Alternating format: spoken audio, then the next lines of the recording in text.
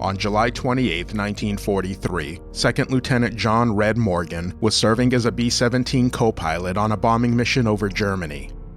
Before reaching the coast, the plane came under intense attack from enemy fighters. The oxygen system to the tail, waist, and radio gun positions was destroyed, and a cannon shell shattered the windshield. The pilot was critically wounded, leaving him disoriented and tightly clinging to the controls.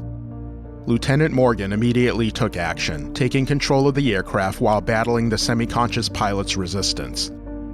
With the communication destroyed and no way to coordinate with the crew, Lieutenant Morgan assumed the worst when the gunfire ceased from the waist, tail, and radio positions. Meanwhile, the top turret gunner collapsed with severe injuries, and other crew members lost consciousness due to the oxygen deprivation.